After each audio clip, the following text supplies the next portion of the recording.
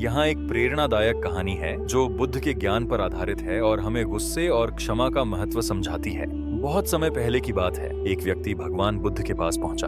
वह आदमी बहुत क्रोधित था और बुद्ध के उपदेशों से सहमत नहीं था। उसे लगता था कि बुद्ध का ज्ञान लोगों के लिए बेकार है और उससे कोई खुश नहीं हो सकता। उस आदमी ने तय किया कि वह बुद्ध को गलत साबित करेगा। वह बुद्ध के पास गया और जोर जोर से चिल्लाने लगा, तुम लोगों का समय बर्बाद कर रहे हो। ये सब बातें, ये शिक्षा किसी काम की नहीं है। इससे किसी को कोई खुशी नहीं मिलेगी। उसकी आवाज तेज थी, उसके शब्द कठोर थे, लेकिन बुद्ध शांत बैठे रहे। अपने चेहरे पर एक कोमल मुस्कान ली। बुद्ध की यह शांति और मुस्कुराहट उस आदमी को और भी क्रोधित कर रही थी। वह और भी जोर से चिल्लाने लगा, अपशब्द कहने लगा, लेकिन बुद्ध के चेहरे पर एक क्षण के लिए भी कोई क्रोध या चिड़चिड़ापन नहीं आया। कुछ देर बाद जब वह आदमी चुप हो गया तो बुद्ध ने उससे एक प्रश्न पूछा। बुद्ध ने कहा, यदि कोई व्यक्ति तुम्हें एक उपहार दे और तुम उसे स्वीकार न करो तो वह उपहार किसका रहेगा? उस व्यक्ति ने सोचा और जवाब दिया, वह उपहार उसी का रहेगा जिसने उसे देने की कोशिश की थी। बुद्ध मुस्कुराए और बोले, ठीक उसी प्रकार अगर तुम अपने साथ क्रोध लेकर आए हो और उसे मुझे देना चाहते हो, लेकिन मैं उसे स्वीकार नहीं करता, तो वह क्रोध किसके पास रहेगा? यह सुनकर वह आदमी एकदम चौंक गया। उसने बुद्ध की बात का मतलब समझ लिया। उसे यह एहसास हुआ कि उसके अंदर जो गुस्सा भरा हुआ था उससे सिर्फ उसे खुद को ही नुकसान हो रहा था, बुद्ध को नहीं। बुद्ध की शांति